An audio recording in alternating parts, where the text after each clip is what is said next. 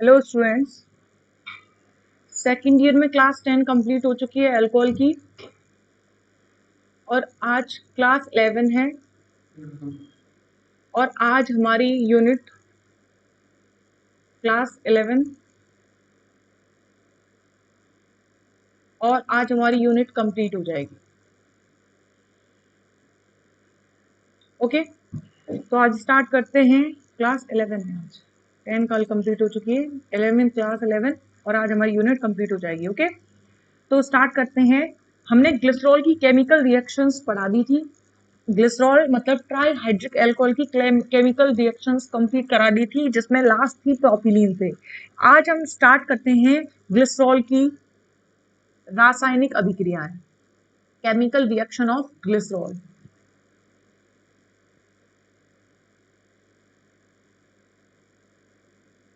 Chemical reaction of, मैं short में RXN लिखती हूँ, रिएक्शन ऑफ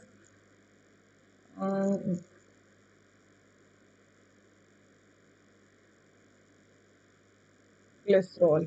देखो, उसको बताने से पहले मैं आपसे एक बात और बोल देती हूँ कि कहीं कहीं कार्बन, आप सभी जानते हो कि कार्बन की संयोजकता 4 होती है। 4 के बाद वो 5वां बंध नहीं बनाता है। तो अगर केमिकल रिएक्शन इतनी सारी हैं जो मैं आपको लिखाती हूँ, तो उसमें आपको समझाते समय कहीं CH की जगह मैंने CH2 लिख दिया और CH2 की जगह अगर कहीं मैंने CH लिख दिया है, तो आप अपने कॉमन सेंस के अकॉर्डिंग उसको CH का CH2 और CH2 का CH कैसे उसकी 4 बैलेंसी को कंप्लीट करके उसका करेक्शन कर लिया करो। ये बार बार आपको ये इशू बनाने की जरूरत नहीं है। माइनर मिस्टेक है कि कहीं पे CH का CH2 हो गया है और CH2 का CH हो गया है, ठीक है। तो आप कहीं पे भी ऐसा लगता है कि मैम यहाँ CH2 आना चाहिए था, आप CH लगाना, CH आना चाहिए था, CH2। मोस्टली ऐसा होता है जैसे नेक्स्ट ट्रिपल तीसरा बॉन्ड बनाया है तो CH2 ही लिखा रह जाता है और तीसरा बॉन्ड बन जाता है। तो वो सिर्फ माइनर मिस्टेक है, कोई बड़ा इशू नहीं है। आप करेक्शन कर लिया करो। अगर 4 बॉन्ड बन रहे हैं, 4 बॉन्ड बनने के बाद उसमें अगर कोई भी एक्स्ट्रा हाइड्रोजन है तो उसको आप हटा दिया करो। ओके, इसके बाद स्टार्ट करते हैं हम ग्लिसरॉल। ग्लिसरॉल की केमिकल रिएक्शन सबसे पहले जैसे हमने एथिलीन ग्लाइकोल की पढ़ी थी सोडियम से, तो इसमें हम पहले इसमें पढ़ेंगे सोडियम के साथ, विद सोडियम, सोडियम के साथ। तो पहले मैं ग्लिसरॉल बना लेती हूँ। अब CH2OH, CH2OH, CH2OH। तो मोस्टली क्या होता है, जैसे यहाँ CH2 लगा रह गया तो यहाँ CH2 नहीं आएगा, यहाँ CH ही आएगा। ये छोटी मोटी करेक्शन आप खुद कर लिया करो, ठीक है। CH ये हो गया ग्लिसरॉल। ग्लिसरॉल की अभिक्रिया सोडियम से कराई तो क्या होगा, आपको याद रखना है जो 1 डिग्री एल्कोहलिक वाले समूह है, जैसे कि ये कार्बन और ये कार्बन 1 डिग्री है और ये कौन सा डिग्री है, 2 डिग्री, क्योंकि ये कार्बन ये अन्य 2 कार्बन से जुड़ा है, ये एक से जुड़ा है, ये एक से, तो ये 1 डिग्री और 2 डिग्री। तो आपको याद रखना है जो सिरे वाले कार्बन के OH हैं वो ही ONA में बदलेंगे, आपको बीच वाले कार्बन को चेंज नहीं करना है, ठीक है। तो देखो, तो दोनों प्राथमिक समूह होते हैं, ये वाला और ये सिरे वाले समूह प्राथमिक समूह है। तो क्या होगा, CH2O ये Na में बदल जाएगा, यहाँ CHOH ही रहेगा और यहाँ CH2O Na में बदलना है, लेकिन नेक्स्ट स्टेप में बदलेगा, 2 स्टेप में जाके कंप्लीट होगा। एक बार में एक ONA समूह जुड़ेगा, ONA, फिर CHOH और CH2ONA जुड़ गया। माइनस प्लस भी लगा सकते हैं आप, minus plus minus plus. Okay, तो इस तरह से ग्लिसरॉल के जो दोनों प्राइमरी एल्कोहलिक समूह हैं वो तो चेंज हो जाएंगे, लेकिन जो उसका बीच वाला है जो कि सेकेंडरी प्रकार का है वो चेंज नहीं होगा। तो इस तरह से जो ये कंपाउंड बना है, तो इसमें एक सोडियम है तो उसका नाम क्या हो जाएगा, मोनोसोडियम लवण, मोनोसोडियम लवण, मोनोसोडियम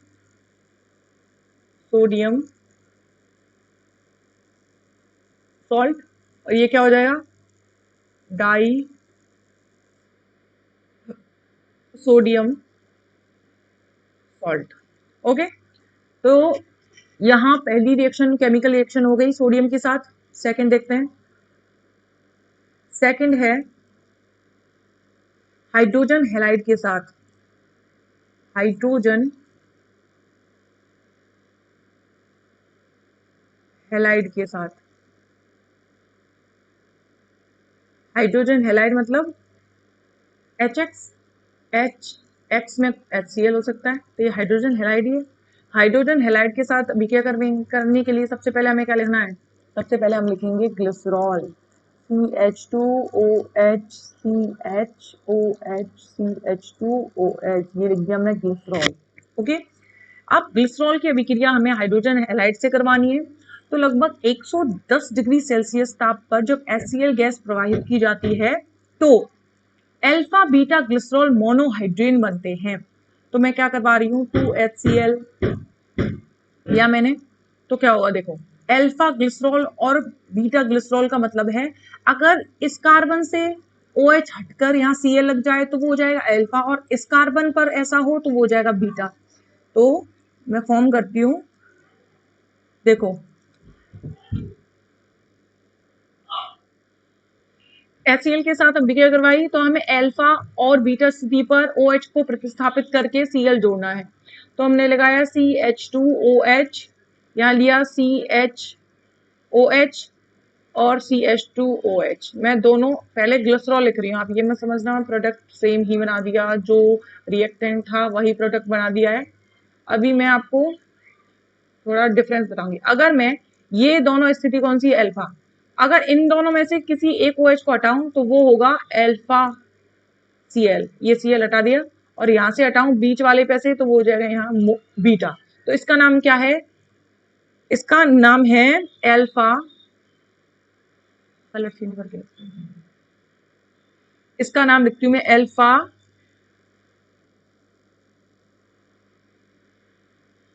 अल्फा ग्लिसरॉल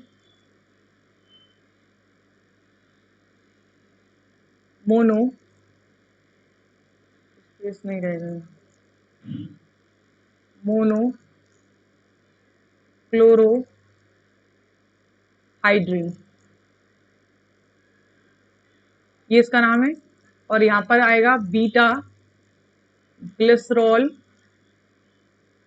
मोनोक्लोरो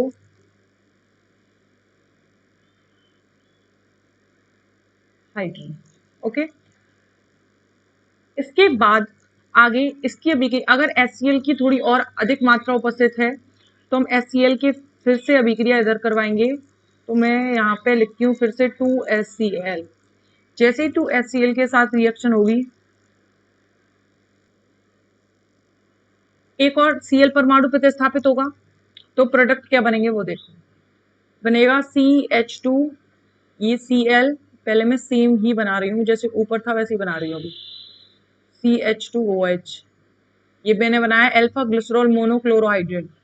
इसके साथ में मैं बना रही हूँ बीटा ग्लिसरॉल CHCl CH2OH, ये बना दिया।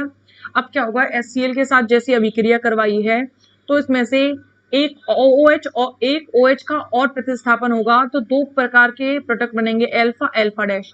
अगर ये अल्फा लिया है तो ये अल्फा डैश हो जाएगी, डिफ्रेंशिएट करने के लिए अल्फा डैश रख दिया, और ये कौन सी हो जाएगी, बीटा।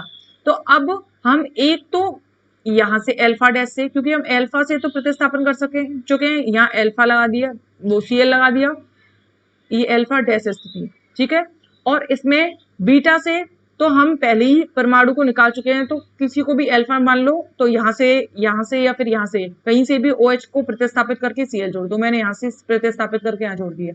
अब नाम क्या होगा इनका, नाम लिखते हैं, इसका नाम होगा अल्फा, तो पहले ही था, अब अल्फा डैश और आ गया, अल्फा अल्फा डैश ग्लिसरॉल, यहां से शुरू करती हूँ, काफी बड़ा नाम है, यहाँ लिख देती हूँ। इसका नाम है अल्फा अल्फा डैश ग्लिसरॉल। अब कितने क्लोरो है, डाई क्लोरो, पहले मोनो थे, डाई क्लोरो, और क्या आ जाएगा, हाइड्रेन। इसका नाम क्या होगा? Alpha comma beta glycerol dichloro, पहले मोनो था अब डाई हो गया, डाइक्लोरो हाइड्रो। ठीक है, तो ये हाइड्रोजन हैलाइड के साथ अभिक्रिया हो गई, जिसमें पहले बना है अल्फा ग्लिसरॉल मोनोक्लोरोहाइड्रिन और बीटा ग्लिसरॉल मोनोक्लोरोहाइड्रिन, और उसके बाद दोबारा अगर HCl की अधिक मात्रा ली जाती है तो अब 2 Cl जुड़ जाते हैं और मोनोक्लोरोहाइड्रिन से डाइक्लोरोहाइड्रिन बन जाता है। ठीक है, इसके बाद नेक्स्ट है फास्फोरस हैलाइड के साथ अभिक्रिया।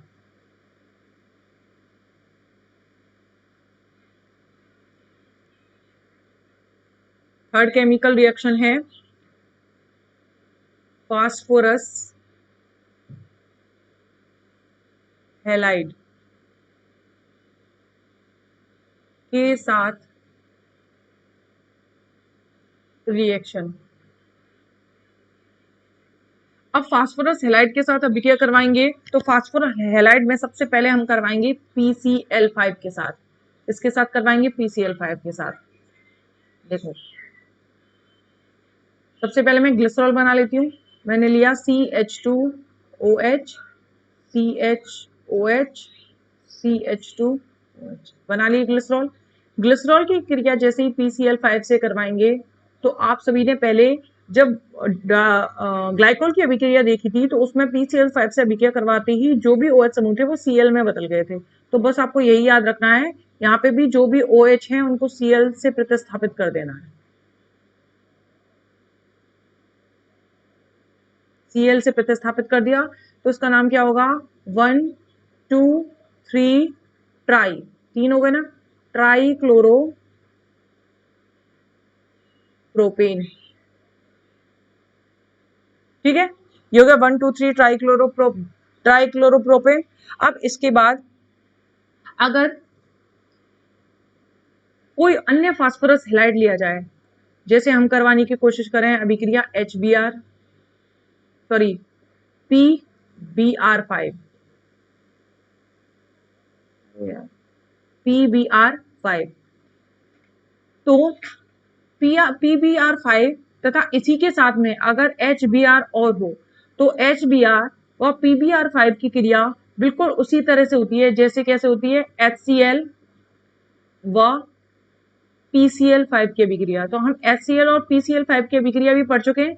अभी हमने HCl की ये वाली पढ़ी थी, PCl5 की ये पढ़ी है। तो जिस तरह से ये दोनों अभिक्रिया हुई है उसी तरह से PSBr और PBr5 की अभिक्रिया होती है। ठीक है, लेकिन अगर मैं ये सोचूं, ये कहूं कि ये HI व PI5 या PI3 की अभिक्रिया भी इसी तरह से हो जाएं तो ऐसा नहीं होता है। कारण क्या है? देखो, मतलब फास्फोरस आयोडाइड की अभिक्रिया ऐसे नहीं होती है। उसका कारण ये है कि अगर मैंने लिया ग्लिसरॉल CHOH CH2OH, ग्लिसरॉल लिया और HI फास्फोरस प्लस आयोडीन की उपस्थिति में अभिक्रिया कराई, मतलब हम आयोडीनीकरण करवा रहे हैं। तो जैसे ही अभिक्रिया होगी तो क्या होगा? जो भी OH हैं वो आयोडीन के द्वारा प्रतिस्थापित हो जाएंगे। हो गए, हमने प्रतिस्थापित कर दिए। लेकिन जैसे हमने ग्लाइकॉल में पढ़ा था, आयोडीन का आकार बड़ा होने के कारण ये इनमें त्रिविमीय बाधा उत्पन्न हो जाती है और शीघ्र ही I2 का निष्कासन कर देते हैं। या तो ये वाले 2 I2 या ये दोनों I2, कोई सा भी एक जोड़ा I2 का निष्कासित कर दो, माइनस I2। जैसे ही I2 रिलीज हो जाएगा, I2 निकल गया तो क्या बन जाएगा? CH2I CH2।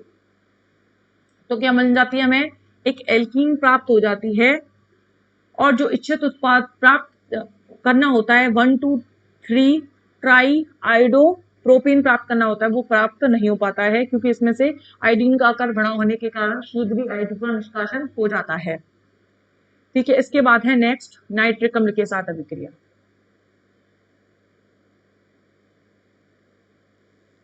HNO3 नाइट्रिक अम्ल के साथ रिएक्शन। नाइट्रिक अम्ल के साथ पहले ग्लिसरॉल बना लो, CH2OH, CHOH, CH2OH बना लिया।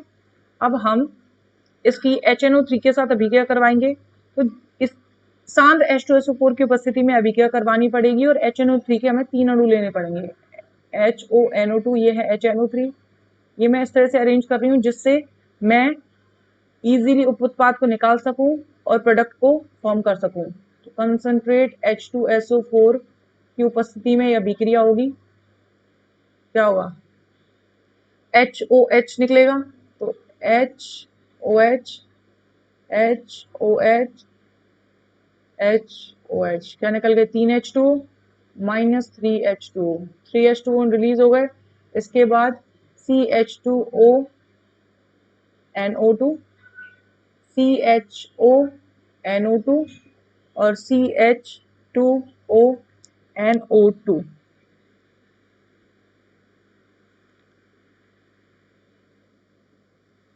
ये नाइट्रिक अम्ल के साथ अभिक्रिया हो गई। इसके बाद नेक्स्ट अभिक्रिया है, इसका नाम है ग्लिसरॉल ट्राई नाइट्रेट। पहले क्या था, जब ग्लाइकोल था ग्लाइकोल डाई नाइट्रेट, ठीक है। अब इसके बाद नेक्स्ट रिएक्शन लिखते हैं। नेक्स्ट नाइट्रिक अम्ल के बाद है मोनोकार्बोक्सिलिक अम्ल के साथ अभिक्रिया।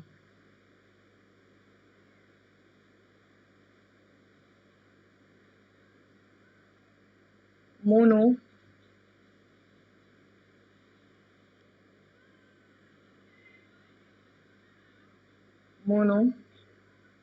कार्बोक्सिलिक एसिड के साथ रिएक्शन।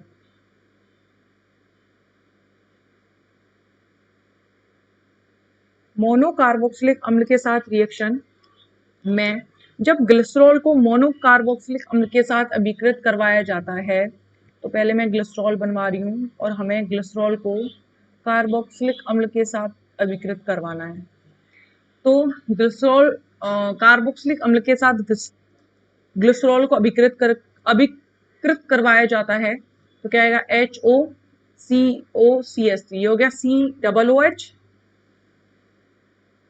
ये ऐसे होगा, देखो C++OCH3, तो ये कार्बोक्सिलिक अम्ल तो है। ये मैंने इस तरह से लिखा हुआ है जिससे मैं आसानी से जल कणों निकाल सकूं।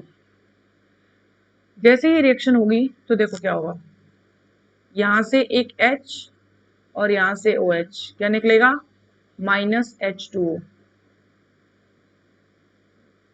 -H2O निकल गया।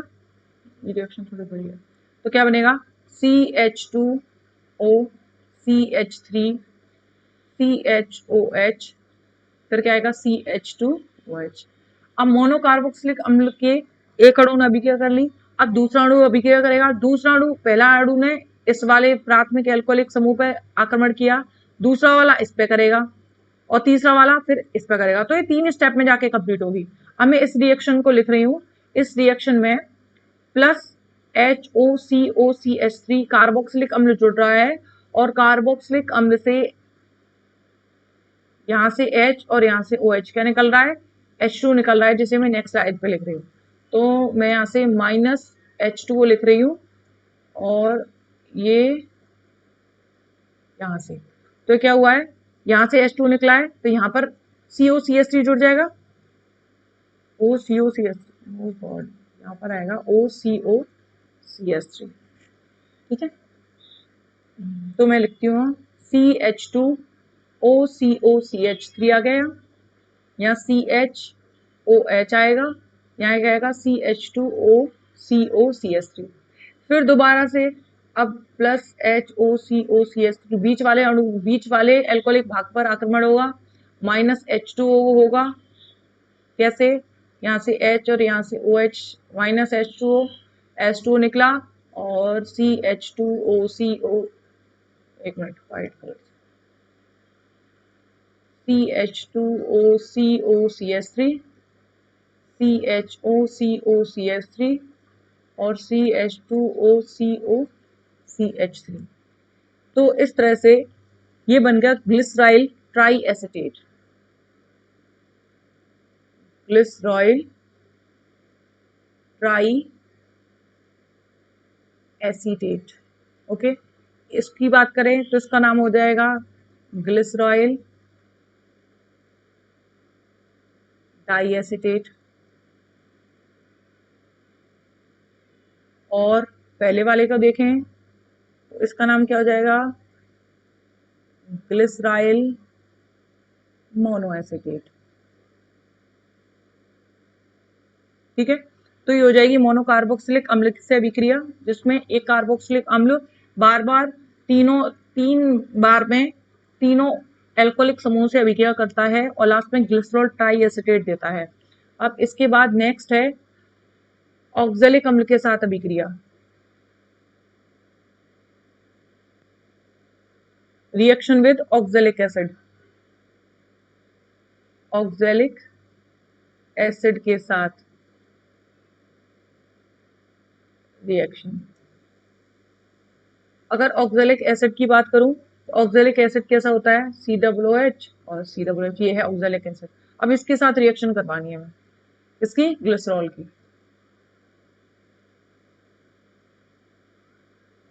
देखो अब मैंने क्या लिया, CH2 CH CH2 OH OH OH, ये ले लिया। अब मैंने इसकी अभिक्रिया करवानी है हमें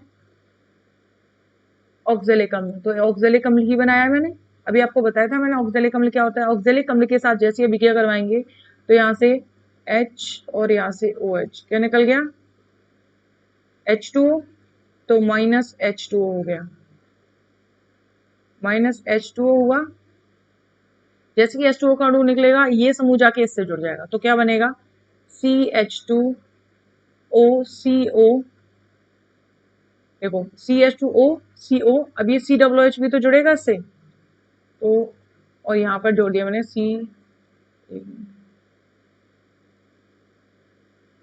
COOH, क्या गया, यहाँ आ गया CHOH और यहाँ गया CH2OH, यहाँ गया।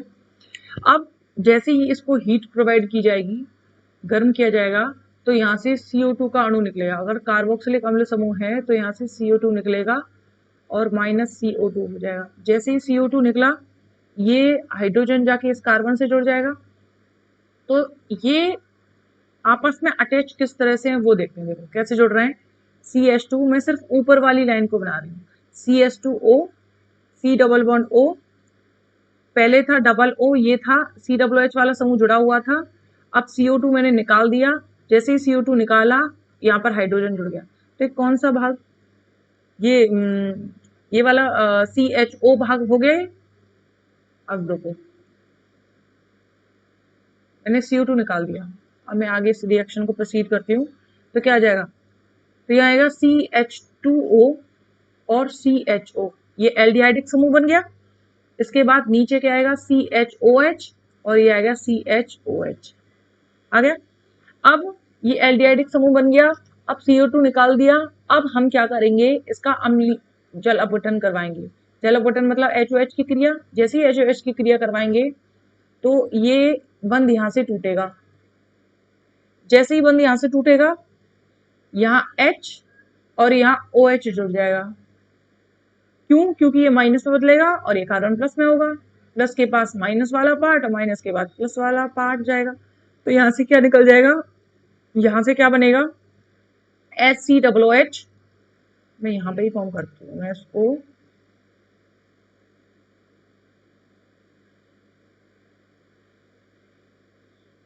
तो क्या बनेगा यहाँ पे देखो, HCOOH, ये बना है HCOOH क्योंकि OH था और CHO था, तो HCOOH ये बन गया HCOOH। क्या नाम है इसका, फॉर्मिक एसिड, फॉर्मिक एसिड। इसके साथ प्लस क्या बना, जो हमने जिसको तोड़ा था वही फिर से बन गया, क्या बन गया, ग्लिसरॉल। पर रिएक्टेंट और प्रोडक्ट की बात करें तो रिएक्टेंट में ग्लिसरॉल के साथ हमने ऑक्जेलिक अम्ल लिया था, मतलब डाई कार्बोक्सिलिक वाला समूह लिया था। डाई कार्बोक्सिलिक समूह है और ये ग्लिसरॉल था। लेकिन प्रोडक्ट को बनाते बनाते जो डाई कार्बोक्सिलिक है वो मोनो कार्बोक्सिलिक में बदल गया, और ग्लिसरॉल वैसा किया वैसा ही रहा। तो इस अभिक्रिया में हम डाई कार्बोक्सिलिक अम्ल को मोनो कार्बोक्सिलिक अम्ल में चेंज कर सकते हैं इस अभिक्रिया के द्वारा। किससे? ऑक्जेलिक अम्ल की अभिक्रिया ग्लिसरॉल के साथ करवाकर। ठीक है, अब हमने ऐसा देखा है कि जो ऑक्जेलिक अम्ल है उसका एक COOH वाले भाग ने क्रिया की है, उसके दूसरे COOH वाले भाग ने कोई क्रिया नहीं की है। अब हम ऐसी अभिक्रिया पढ़ेंगे, ये तो इसका फर्स्ट पार्ट हो गया। सेकंड पार्ट में पढ़ेंगे इसके COOH वाले दोनों भाग क्रिया कर रहे हैं। तो देखो सेकंड वाला पार्ट देखते हैं इसका, ऑक्जेलिक अम्ल का ही। क्या करेंगे? ग्लिसरॉल बनाओ, CH2OH, CHOH, CH2OH ले लिया। अब HOH, OOC, ये बना लिया ऑक्जेलिक अम्ल। ऑक्जेलिक अम्ल से अभिक्रिया करवाएंगे तो क्या होगा? देखो यहां से HOH निकाल दो, यहां से HOH निकाल दो, निकल गया, क्या जुड़ गया? ये तो H2O निकल गया, 2H2O, 2H2O निकाल दिया, ये आपस में जुड़ गए, CH2 CH CH2, यहाँ आएगा O OCC CO OC, ये इस तरह से आके अटैच हो गया। अब हमने क्या किया? इसको हीट प्रोवाइड की, गर्म किया। जैसे ही गर्म करेंगे क्या निकलेगा? CO2 का अणु निकलेगा। जैसे ही गर्म किया CO2 निकलेगा। देखो तो हम इसमें से क्या निकाल देते हैं? ये वाला बॉन्ड टूटा, ये CO2 निकल गया, और यहां से ये CO2, -2 CO2 निकल गया, 2 CO2 निकल गया, और इन दोनों के बीच में क्या बन जाएगा? Pi bond. तो क्या बनाएंगे हम? यहाँ OH तो लगाना रह गया, रहेगा CH2 double bond CH CH2OH, ये बन गया। तो ये क्या है? Allyl alcohol, allyl alcohol. जब हम ऑक्जेलिक अम्ल की अभिक्रिया दूसरी परिस्थिति में करवाते हैं तो उत्पाद के रूप में हमें क्या मिलता है? Allyl alcohol. तो ये दोनों अभिक्रियाएं अलग अलग टेम्परेचर पे होती है। अगर हम टेम्परेचर को कर देते हैं 260 डिग्री सेल्सियस तो हो जाती है इस तरह से अभिक्रिया, और अगर हम टेम्परेचर को लो करते हैं, मतलब अगर हम टेम्परेचर को लगभग रखेंगे 110 से 120 डिग्री सेल्सियस, तो इस परिस्थिति में इस तरह से अभिक्रिया होती है। ओके, इसके बाद है एसिटिलीकरण, और एसिटिलीकरण के बाद ऑक्सीकरण, और यूनिट कंप्लीट हो जाएगी। तो एसिटिलीकरण स्टार्ट करते हैं।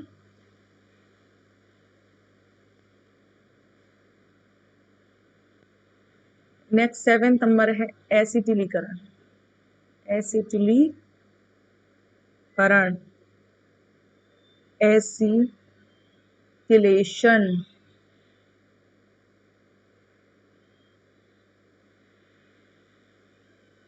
एसिटिलीकरण अभिक्रिया, ये जो OH समूह होता है जिसमें भी एल्कोहलिक समूह होता है, उनकी अभिलाक्षणिक अभिक्रिया होती है। और अभिलाक्षणिक कैरेक्टरिस्टिक्स रिएक्शंस का मतलब होता है कि इनके द्वारा अनिवार्य रूप से दी जाती हैं। इसमें ग्लिसरॉल की एसिटिल क्लोराइड व एसिटिक एनहाइड्राइड के साथ अभिक्रिया करवाई जाती है। तो सबसे पहले मैं ग्लिसरॉल की एसिटिक क्लोराइड से करवा रही हूँ, फिर एसिटिक एनहाइड्राइड से करवाऊंगी। तो मैं लिख देती हूँ क्या होता है। देखो Cl C double bond O CH3, ये होता है एसिटिल क्लोराइड। और इसके बाद एसिटिक एनहाइड्राइड बनाना हो तो C double bond O C double bond O, ये होता है CH3, ये होता है एसिटिक एनहाइड्राइड। तो पहले हम इसके साथ अभी क्या करवाएंगे, तो इसको हम तेज कर देते हैं। ठीक है, अब लिखो ग्लिसरॉल CH2OH CHOH और CH2OH लिख दिया, plus Cl COCH3 ClCOCH3 ClCOCH3, मैंने इसको डबल बॉन्ड से नहीं दिखाया है यहाँ पे। तो इसमें से क्या निकलेगा? यहाँ से H और यहाँ से Cl निकल गया, यहाँ से H और यहाँ से Cl, ये भी निकल गया, यहाँ से H और यहाँ से Cl निकल गया। क्या निकल गया? -CHCl निकाल दिया हमने, और ये समूह जाके इससे जुड़ जाएगा।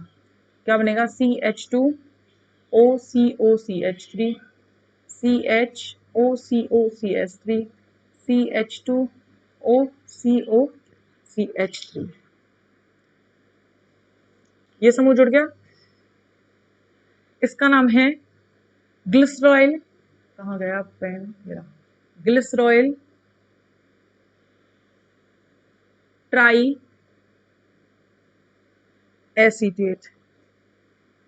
ये हो गई एसिटिल क्लोराइड के साथ रिएक्शन। अब हम एसिटिक एनहाइड्राइड के साथ रिएक्शन करते हैं, CH2OH CHOH CH2OH।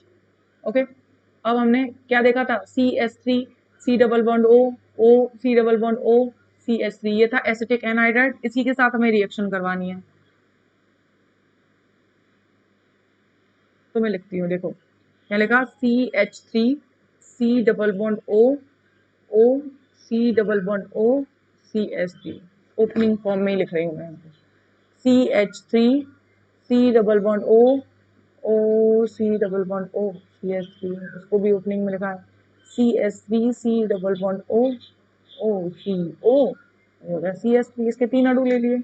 अब इसमें से CH3 C डबल OH निकलेगा, तो हम लिखते हैं -3CH3 C डबल OH, निकाल देते हैं पहले CH3 C डबल OH,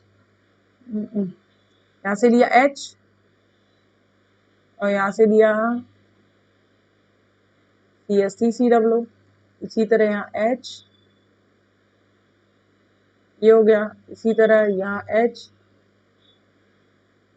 तो क्या होगा -3CH3 C डबल OH, ये समूह जाके इससे जुड़ जाएगा, तो वही बनेगा जो हमने पहले एसिटिल क्लोराइड के साथ बनाया था, प्रोडक्ट तो वही बनेगा, CH2O CO CH3 CHO CO CH3 CH2O CO CH3, यही तो बना था, सेम वही प्रोडक्ट बन रहा है। क्या नाम है इसका, ग्लिसरॉयल ट्राई नाइट्रेट, इसका नाम भी क्या है, ग्लिसरॉयल ट्राई नाइट्रेट। ओके, तो ये हो गई एसिटिलीकरण। इसके बाद अंतिम अभिक्रिया है ऑक्सीकरण। स्टार्ट करते हैं ऑक्सीकरण, जो कि थोड़ी बड़ी है, उसको मैं नेक्स्ट स्लाइड पे ले लेती हूँ। देखो, स्टार्ट करते हैं ऑक्सीकरण।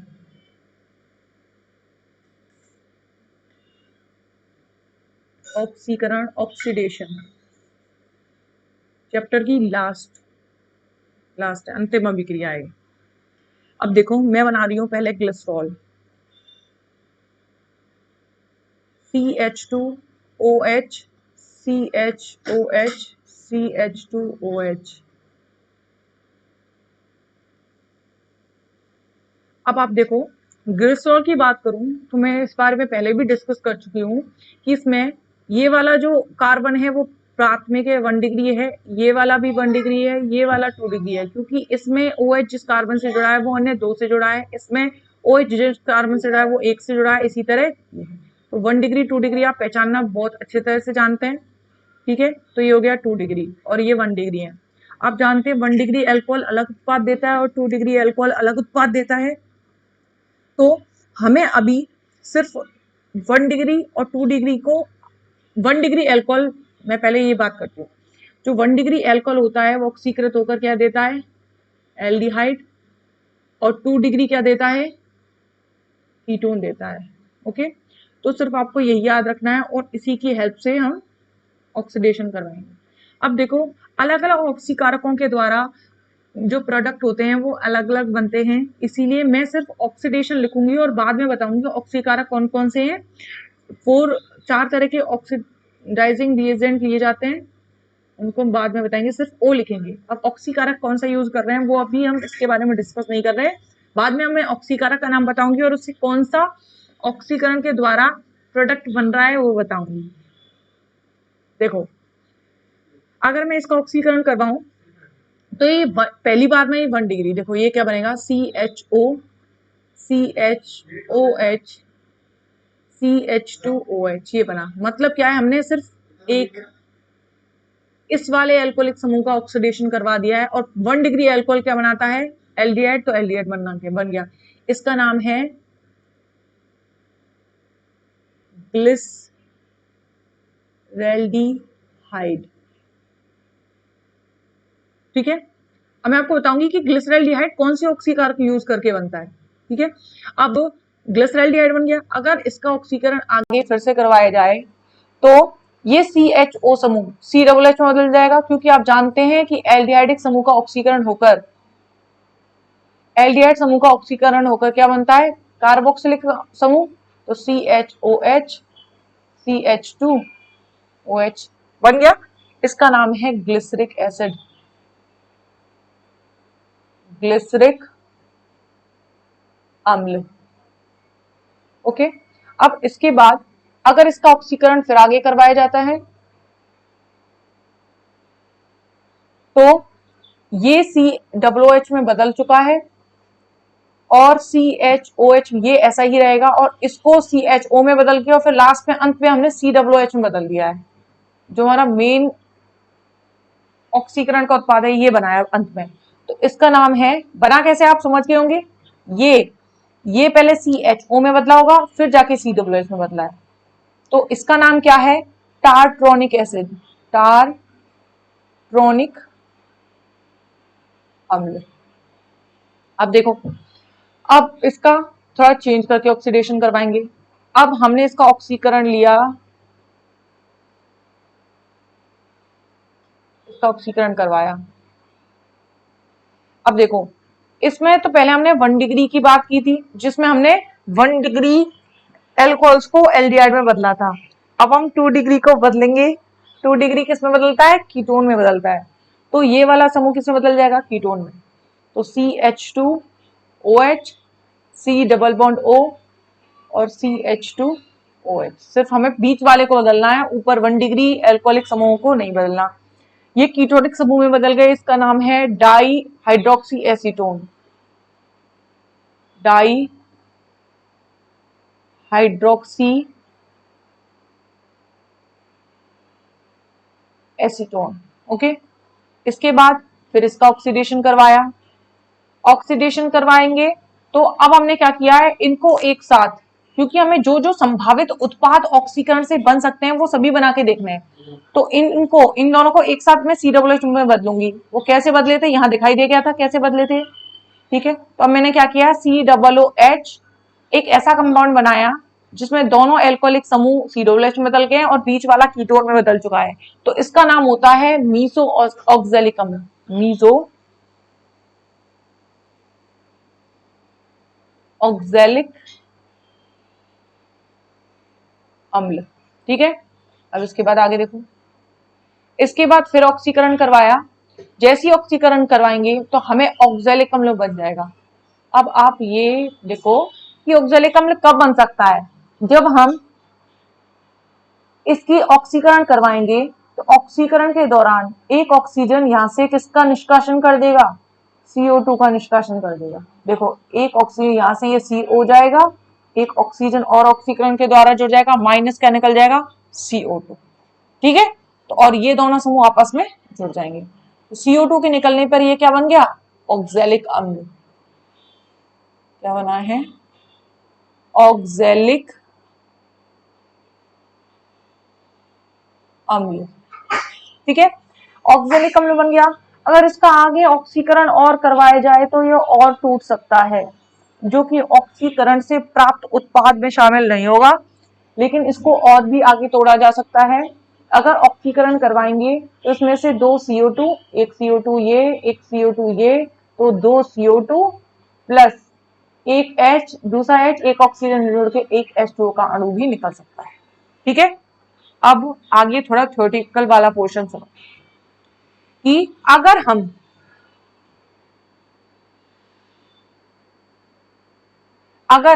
फर्स्ट तनु HNO3 तनु नाइट्रिक अम्ल द्वारा ऑक्सीकरण करवाएंगे तो हमें ग्लिसरिक और टार्ट्रोनिक कौन कौन से बनेंगे, ये देखो। तो हमें ग्लिसरिक अम्ल और टार्ट्रोनिक अम्ल मिलते हैं कब, जब हम तनु नाइट्रिक अम्ल के द्वारा ऑक्सीकरण करवाते हैं तो हमें ग्लिसरिक और टार्ट्रोनिक अम्ल प्राप्त होते हैं। अगर हम सांद्र ले लें, सांद्र HNO3 ले लें, तो सांद्र HNO3 द्वारा ऑक्सीकरण करवाने पर हमें क्या मिलेगा, देखो, सांद्र के द्वारा ऑक्सीकरण करवाने पर केवल हमें ग्लिसरिक अम्ल मिलेगा। ठीक है, तो आपको ये थ्योरेटिकल पोर्शन में आपके नोट्स में प्रॉपर लिखा हुआ है कि अगर तनु नाइट्रिक अम्ल द्वारा ऑक्सीकरण करवाया जाता है तो ग्लिसरिक और टार्ट्रोनिक अम्ल मिलता है, और सांद्र द्वारा करवाया जाता है तो केवल ग्लिसरिक अम्ल बनता है। अब हम दूसरा पॉइंट लेते हैं। दूसरा है, यदि गर्म अम्लीय KMnO4 द्वारा ऑक्सीकरण करवाया जाता है, तो मैं जो जो ऑक्सीकारक प्रयुक्त हो रहे हैं ऑक्सीकरण करने में उनको बता रही हूँ। गर्म अम्लीय KMnO4 द्वारा ऑक्सीकरण करवाया जाता है तो मुख्य उत्पाद के रूप में क्या बनता है, ऑक्जेलिक अम्ल। इससे क्या बनेगा, ये वाला ऑक्जेलिक अम्ल। तो मैंने O लिखा है, अगर मैं ग्लिसरॉल और बीच में एरो लगा के यहां लिख देती हूं गर्म अम्लीय KMnO4 तो ऑक्जेलिक अम्ल बनेगा, डायरेक्ट ऑक्जेलिक अम्ल बन गया। इसके बाद है बिस्मिथ नाइट्रिक अम्ल के साथ, तीसरा है बिस्मिथ नाइट्रिक अम्ल के साथ करवाया जाए तो उस कंडीशन में बनता है मीसो ऑक्जेलिक अम्ल। कौन सा वाला, ये वाला। और लास्ट में बताया है, अगर हम फोर्थ, जब ब्रोमीन व सोडियम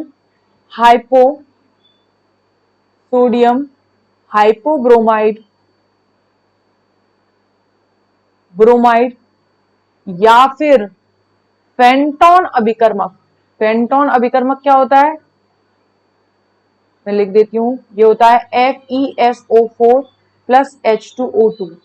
इसके द्वारा अगर ऑक्सीकरण करवाया जाता है तो क्या बनता है, डाई हाइड्रोक्सी कीटोन, ये वाला, और डाई ग्लिसरॉल्डिहाइड कहां है, ये रहा, ये वाला डाई हाइड्रोक्सी एसीटोन और ग्लिसरॉल्डिहाइड बनता है। तो अलग अलग ऑक्सीकारकों के द्वारा अलग अलग उत्पाद बनता है। यहां पर आपकी एल्कोहल यूनिट सेकंड कंप्लीट होती है। Next unit next lecture video में कंटिन्यू करेंगे, स्टार्ट करेंगे।